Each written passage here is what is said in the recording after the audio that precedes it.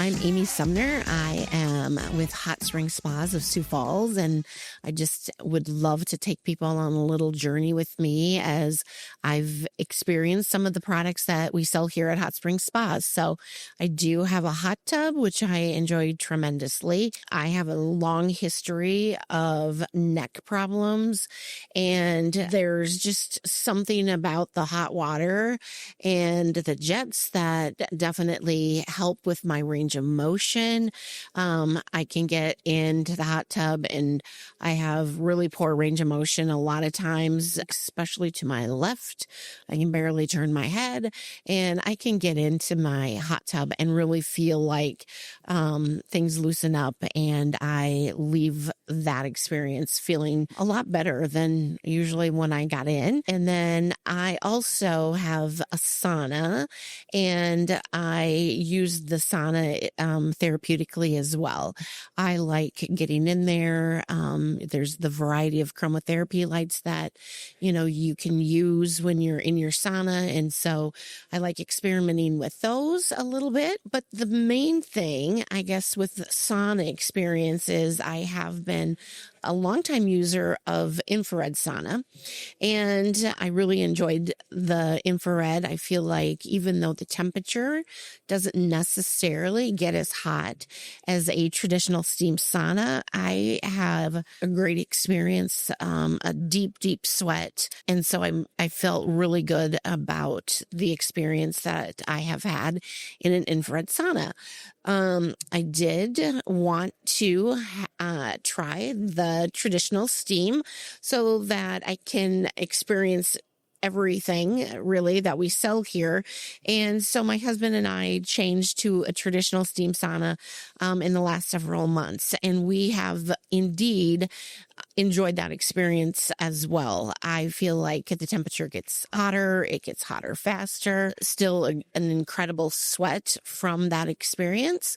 And I use my sauna the same way I use my hot tub. I enjoy getting in there and doing my stretching and working on my range of motion, which definitely is tremendously affected in the best way in my sauna. So I do my range of motion. I do some lymphatic work with some techniques that I've been exploring. Dry brushing is something else that we talk about here at the store and how that can be beneficial in your sauna. So it kind of turns into my own spa day. And it's pretty nice to be able to get out of my bed. My sauna just happens to be in my bedroom. And so I'm able to just roll out and roll in. And I have really enjoyed the higher heat that is offered through the traditional steam. I love putting the water on and getting that burst of steam that follows. And it just has been a great experience. My range of motion definitely improves. As I was mentioning before, the dry brushing, the lymphatic techniques, those are all things that enhance that experience. But what I also love about my sauna is getting out of my sauna and into my version of a cold plunge. And I don't have a true cold plunge in my home, but I do have a soaker tub. I fill it with all cold water, and I'm able to get into that and really have been amazed at how much I have grown to love that experience.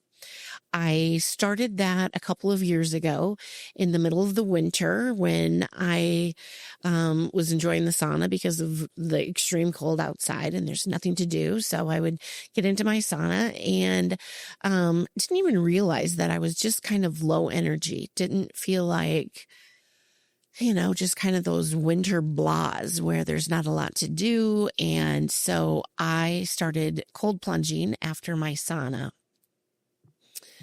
And at first, I pretty much sat, I'm not going to lie, the first few times, I sat on my knees and just got used to it.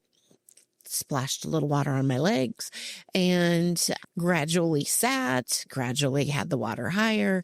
And now I am literally able to fill the hot tub or fill my bathtub, excuse me, pretty high and be able to really enjoy those 3 to 5 minutes that I can stay in there.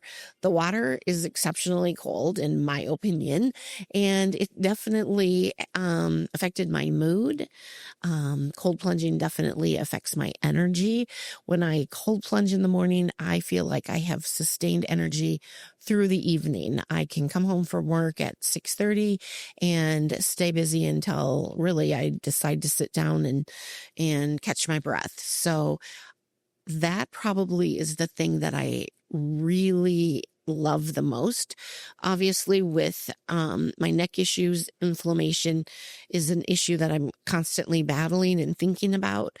I know the cold plunge is known for recovery, it's known for dealing with inflammation. So I guess my advice is, if you don't have a cold plunge and you're wondering, could I have one?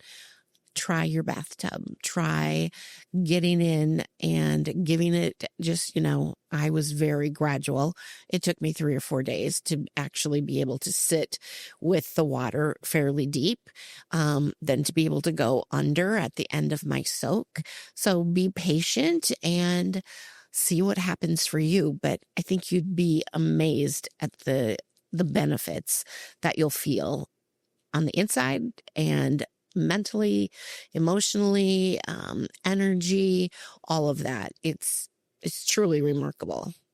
The other thing you can do, of course, is just, if you don't take a tubby, as we call it in my house, you can get into the shower, take your normal shower if you'd like, and then at the end of your shower, make sure to turn it to cold and experience that for, up to 3 minutes and see how your life changes too.